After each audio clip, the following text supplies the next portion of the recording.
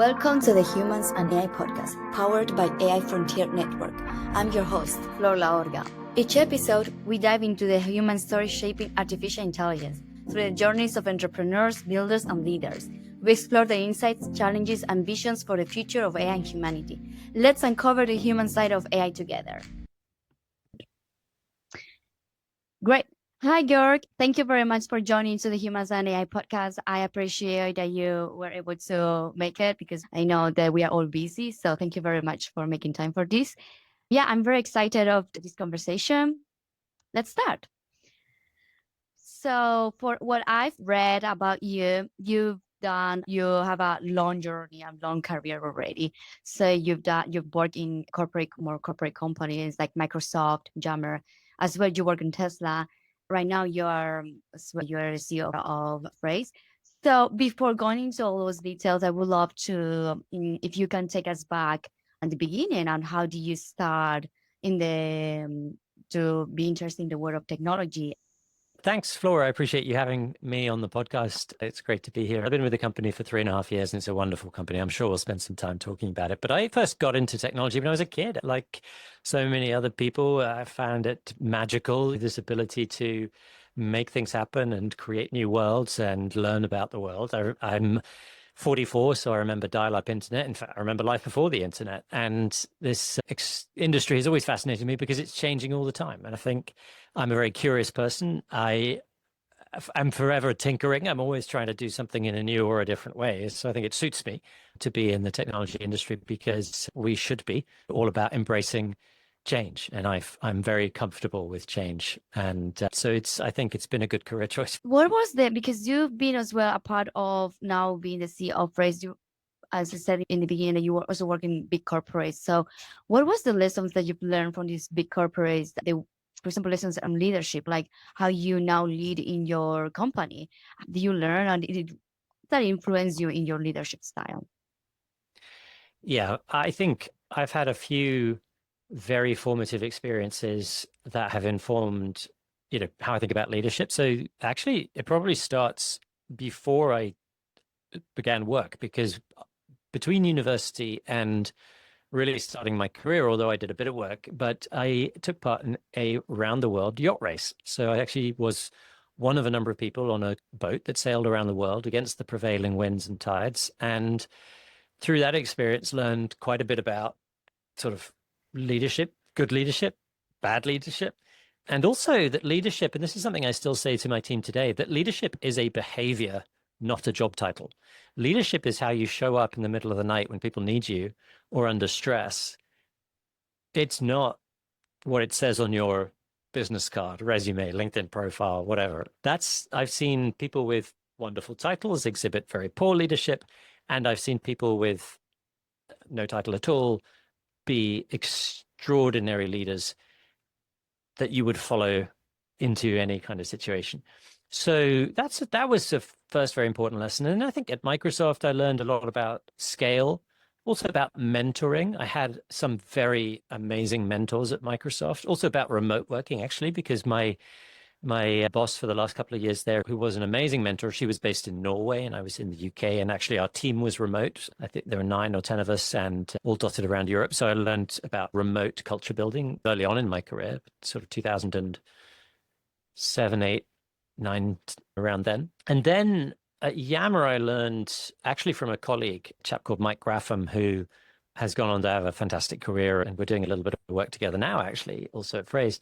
So he helped me understand the power of leadership via context, so that leadership, which at Microsoft was still relatively hierarchical, certainly when I was there, it was a while ago. I don't know what it's like now, but it was still quite hierarchical.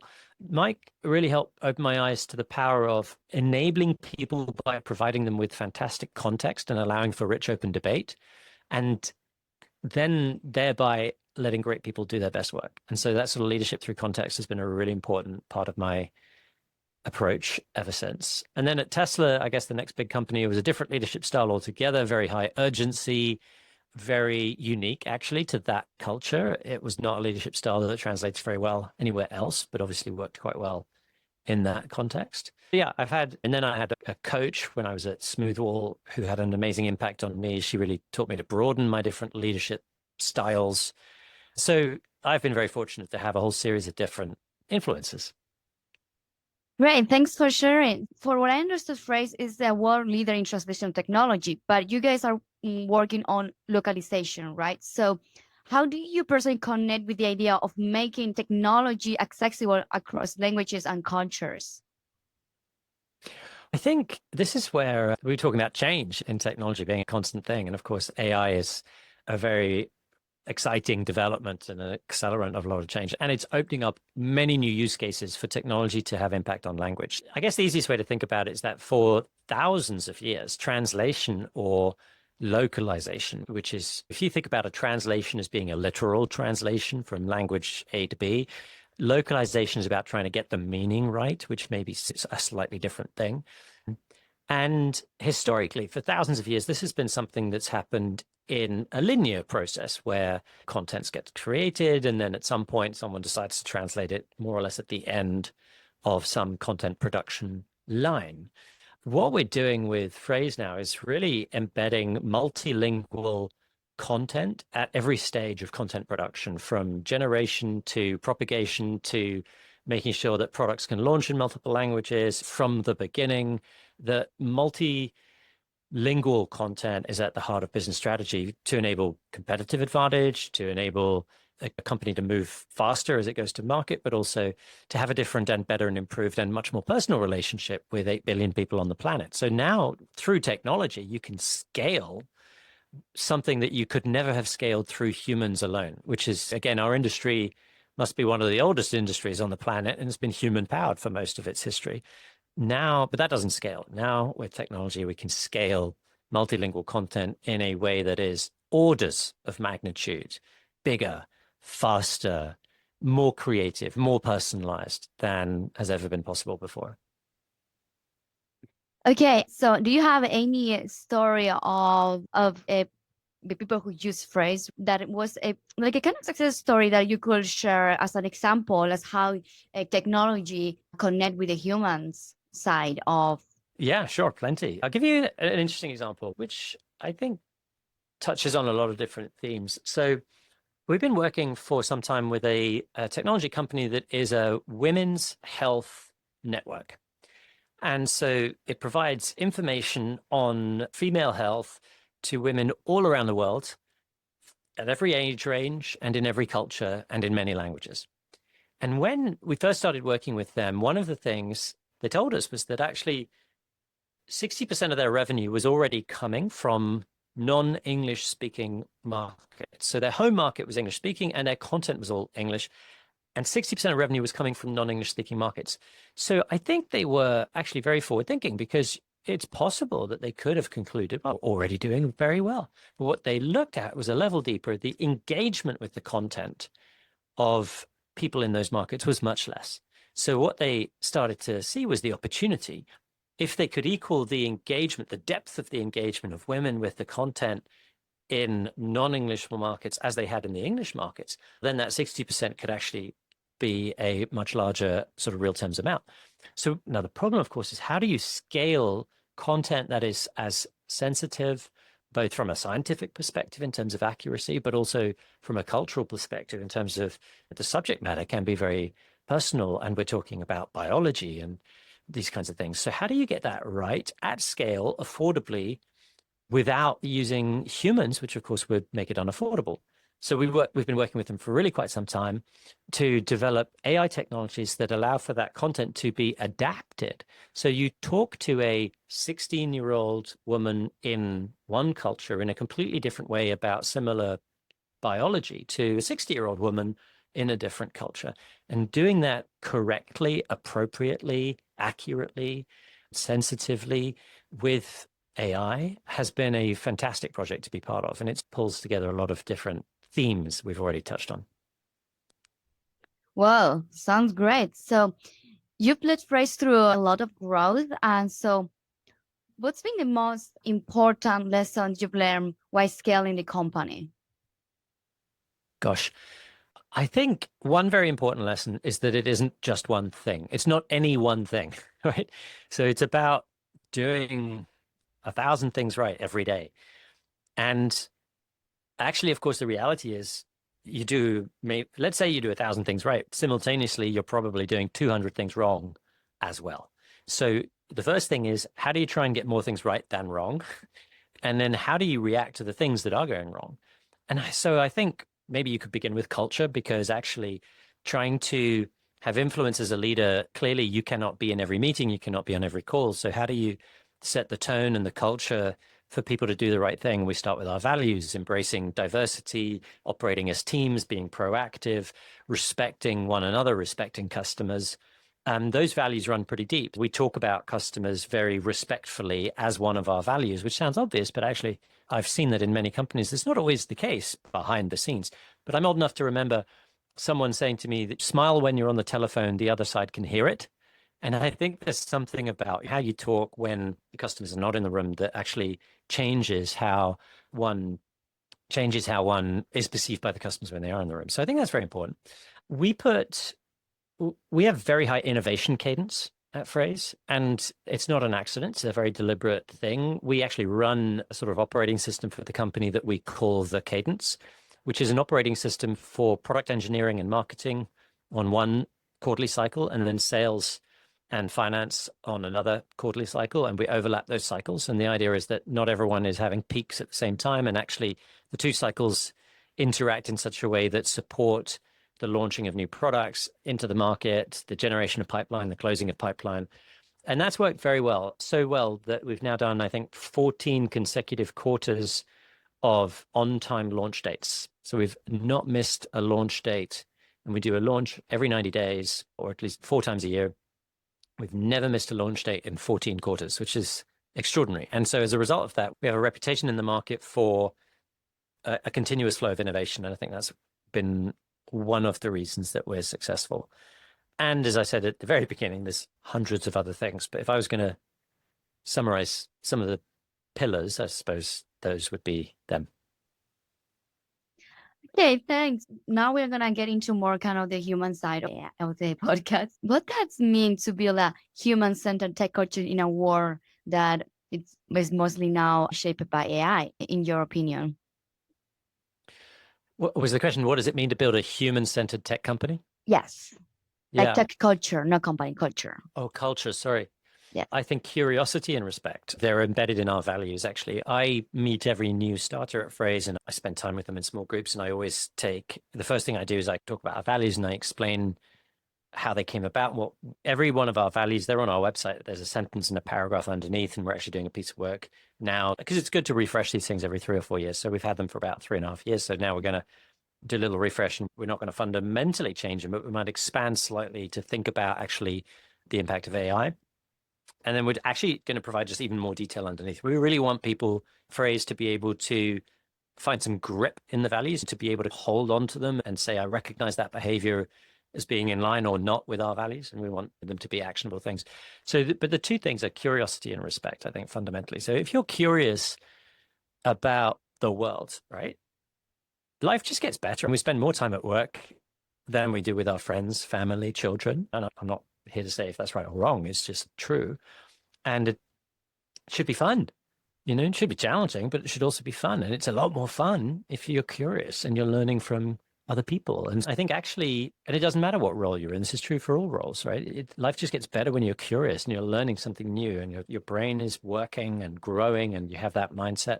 So I think curiosity, that makes the business more human. And then respect. And that's, again, it's very much in our values, but like respect for oneself, respect for other people. There's an important element, actually, which is to assume good intentions. We're quite a remote organization. And I often joke that, as anyone who's ever had a long distance relationship, like myself, knows, communications at a distance are just harder than in person. So if you can assume good intentions on the part of your counterparty and work from there and combine that with respect and curiosity, I think you go a long way. And ultimately, I had a great experience recently with a gentleman called Brian Klaas, who I saw speak on a stage. And then I had the opportunity to introduce him onto that stage, and I spoke to him beforehand and afterwards. And I'd also then invited him recently to come and speak at our company. And he was asked a related question, and he said, one of the things, how do we know we're succeeding with AI? And it's when AI is actually helping us to be more human, not less. So when AI is helping us to communicate more effectively around the world, that's good. That's more human. When AI is like a replacement for a real human relationship, that's not good. So it's how do we, as a society around the world, how do we get that balance right? Of course, it's important to think about.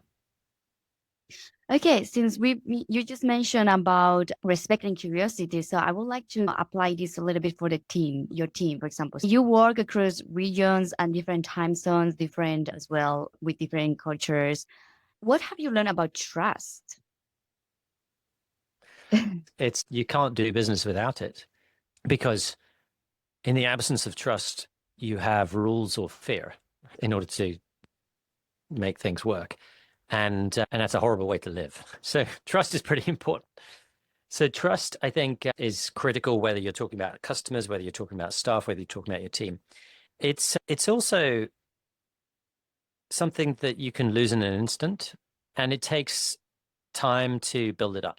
And it's different across different cultures, actually. And people have individual approaches. We did an exercise in our leadership team, actually, to try and understand, even amongst our leadership team, who by this time had worked together for some time, actually, how do we think about trust? Do you start by giving it and then let people chip away? Or some other people have an approach where they start by not giving it and they let people earn it.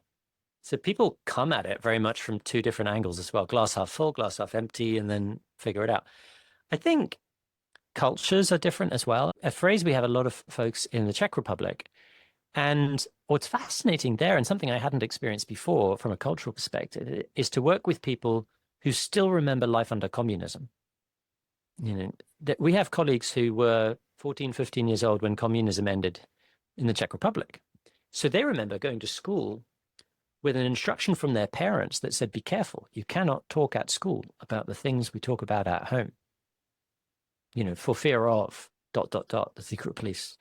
And that, for me, growing up in the UK, was not an experience, obviously, that I had ever had. And it's not one I'd ever thought that I would have professionally, to meet someone who had that background. And of course, it was very interesting because in a sort of transatlantic UK, US, Northern Europe, Western Europe type work culture, there's a lot of conversation about working in the open, being transparent, show you're working early. And actually, what this gentleman was trying to educate me on was that this is not necessarily the work culture that some other people were most comfortable with, or actually they would like to be able to work in private to build things up to the level at which they're ready to show other people what it is. And that was very different from my working cultures. The first is, of course, to understand where each other are coming from and then try and find the common ground. And then slowly to show that both approaches have some merit and both can trust one another, but also both can get a little closer to each other with time in both directions. That's important. Okay, in your view, what role should community play in shaping the journey of AI and technology? I'm sorry, could you repeat that question? Yeah, so in your perspective, what role should community play? Community play, Community. yes, Yeah. play a role. Well, yeah, community. Gosh, it's a big question, isn't it? There's lots of different angles to take into that. I think going back to AI is at its best when it helps us be more human. I think it's important for us just to keep that in mind, or at least the best qualities of humans. Because, of course, one of the things that is often discussed with AI is that it can reflect the bias of the creator. So when I say reflect the best qualities of the human, we also need to, so the community can probably play quite a good role in sort of sense checking the outputs. And we've seen that already. And Google famously, Grok famously, have had some really horrific kind of faux pas with their AIs either being historically inaccurate on the left-leaning side of politics or horribly offensive on the right side of politics. These machines just say things that the community disagrees with, and the community can identify that, and the community can provide a rapid feedback loop for improvement. So I think that's one way. That sort of human reinforcement learning at the community level can be quite an important development for AI. I think we also have to decide as communities, and the answers may be different in different parts of the world, what we want out of AI. Where do we feel AI plays a role and where it doesn't? There will be moments where AI is more trusted and moments where it's less. And I guess the communities will decide that. I actually had the privilege to go to OpenAI's headquarters in early, when was it? Must have been March 2024. No, March 2023. I can't remember exactly, but fairly early on. Sam Altman was there, and I asked him about deepfakes. And his answer was curious to me. He said, and I don't agree with it. He said, he said basically, fakes have always existed. Society has learned to cope, and it will just have to figure it out. And that seems to me to be not the right answer when the technology is now so capable of producing deep fakes that are so convincing, and the two things have to go together. They can be propagated so fast and so far that a lot of misinformation and harm can be done before society, which moves more slowly than AI, has the time to figure it out. So I think actually the community cannot be expected to simply self-police on this, and technology actually has to play a role in policing itself. Okay, that was very interesting. What, yeah, they thought about San Almond is funny. Okay, so let's move on. So Phrase runs academy program that supports the next generation of localization professionals. Why do you decide to do it? Like, I know that right now I'm bringing it up because we're talking a bit of community and culture and teams. So I think that was interesting question to. I was curious about it.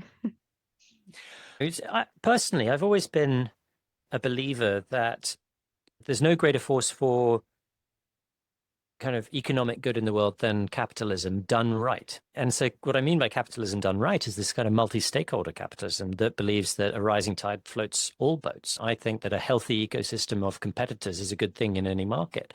And I think that a company should invest in the future of the market, and therefore should support academic programs, should support also not-for-profit. And we try to do that. We are clearly a commercial organization, and I'm not at all embarrassed by that. I think commercial organizations are the main drivers of innovation in the world. But I think with that also comes an opportunity to, I guess, help the tide rise. And so, yeah, we do academic programs. We provide Phrase Academy, which itself is a series of materials to help localization experts learn how to use our platform and become more proficient.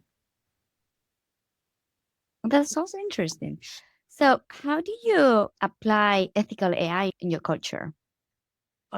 It's interesting. I think AI gets a particular focus on this, and it should, because of course the scale at which it can propagate things, as we talked about. But in another sense, it's not like we do more ethics or less ethics depending on the subject. We just do ethics. And so when we think about employing AI inside our company, for our own productivity and our internal tooling, and then when we use AI in the product itself, we try and apply the same standards of data privacy, data controls, respect for the individual as we would do in any technology decisions. So we're very transparent on what we do with customer data. If you go on our website, down at the bottom, there's a little link for an AI section that gives detailed information on what we do with customer data, with permission, with explicit permission, and so on. So anyone who's curious on understanding that can go there and get the facts for themselves. And that transparency, I think, is very important. And I think just as importantly, we actually do what we say we do, because that's not always the case. There are companies that say one thing, do another. We actually do what we say we do, which I think matters. And yeah, we just try and make sure that fairness and equity and the principles of good moral standards are implemented everywhere. And how does your team embrace AI in their roles? Because there's a lot of people afraid of losing their jobs because of AI, for example.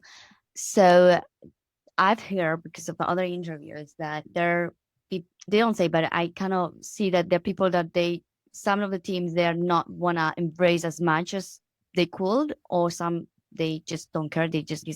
We just want to do it with humans because it's what it matters, which is completely, I'm not saying it's right or wrong. I'm just asking, like, in what is in your situation, for example, in your context.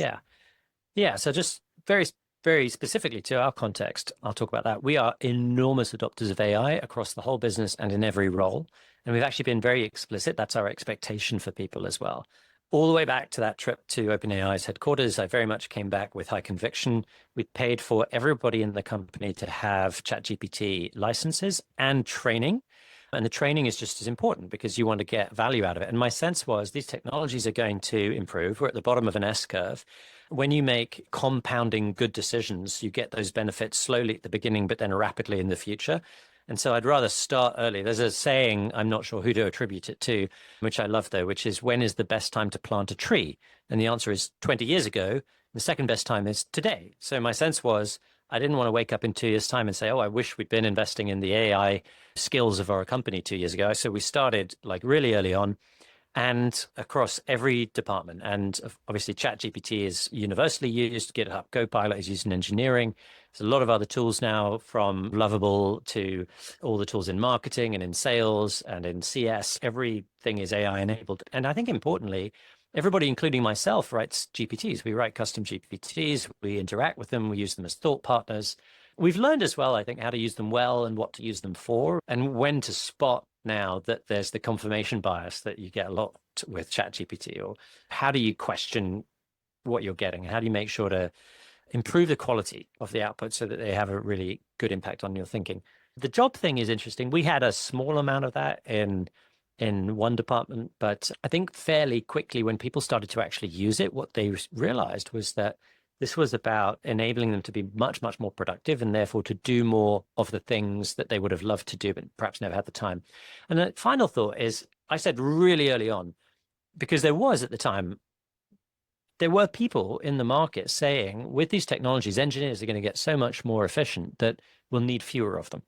So what I said really early on to everyone in the company is, we are not going to have fewer people. What I would rather is that everybody was 10 times as productive. So there's the challenge. The challenge isn't, we're only going to keep 6 out of 10 people and everyone has to fight for their jobs. The challenge is we're going to keep the same 10 people, but I expect everybody to get 10 times more productive over time, not like overnight, but over time.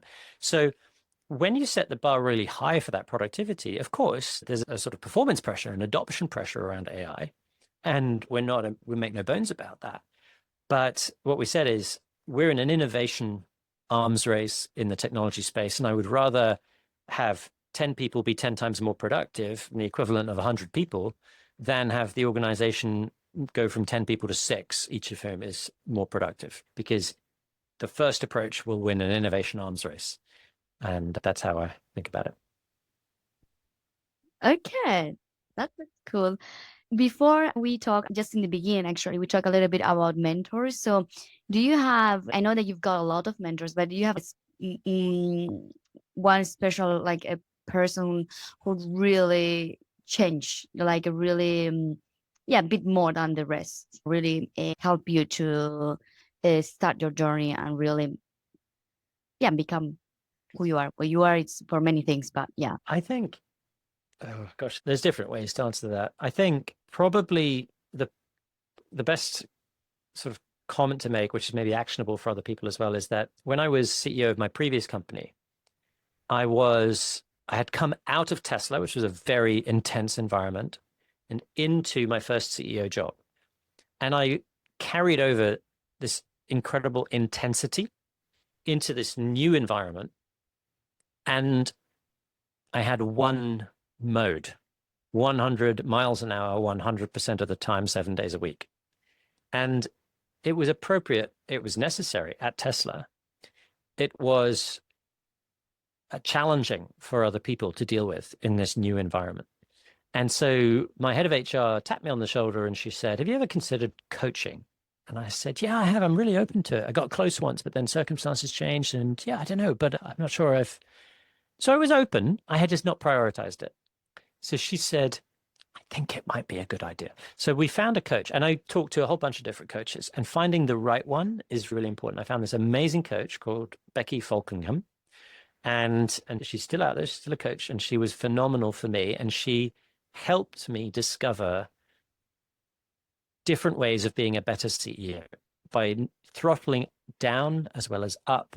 As she put it, different golf clubs in the golf bag. I'm not a golfer, but I know what she meant. Use the appropriate tool at the appropriate time with the appropriate person, etc. Yeah, I think the most actionable thing I could say is that people listening to this should really make that prioritized time to find a formal coach that they can talk to who's independent of friends, family, colleagues, boss, and who is trained in coaching, and make that investment in yourself. Thank you for sharing. I think it's always good that asking for help, or that, because I think that everything, like we cannot do everything by ourselves. For sure not. Okay, so we are almost at the end. Georg, looking forward, what kind of legacy do you hope to leave? I'm 44, so I haven't thought too much about legacy yet. Hopefully, I've got a little distance to run. But I always thought there's lots of ways to run a company. I worked at Tesla. I saw Elon up close, and I think there's a lot that's extraordinary about Elon, and some of it's extraordinarily good and some of it's extraordinarily bad. And the important thing is to choose what's important to you. So you can run a company successfully with fear. It's not a bad way to run a company, if depending on what you care about, right? But I didn't want to live life like that. I wanted to run a company in a different way and still be successful. And so what legacy do I want to leave? Hard not to sound grandiose when you talk about legacy. I would just like people to enjoy their work, do it to the best of their ability, and think that it was fun and that I was as helpful as I could be. Okay, thank you. And yeah, that's kind of a last question. Would you like to give any advice or share anything that we haven't touched on in the interview before we wrap up? I think don't be afraid. I'm often accused of being an optimist, and I am an optimist. I think history is full of horrors, but nevertheless, humanity has generally run a story of progress. And I think the optimist is someone who will experiment. And I think experimentation is very important. And actually, particularly now, because the world is changing so fast. And so it becomes increasingly difficult in any sphere or walk of life to be able to predict exactly what is coming around the corner. And therefore, having plans is important, but being able also to pivot is very important. So experimentation, an open mind, a positive attitude, dust yourself off, go again, and keep smiling. Oh, that was beautiful. Thank you, Georg. So I've got an amazing time here with you chatting, and I've learned a lot about your different perspectives as well, all your journey along all the companies that you've been. Which, I mean, you're only 44, but you kind of work in many things. So I was kind of, wow, that's a very rich actually journey, I have to say, a career. And yeah, thank you very much, Georg. Thank you. It was a pleasure to talk to you. Thanks for listening to the Humans and AI podcast. We are here to spotlight the people making AI more human, one story at a time. See you in the next episode.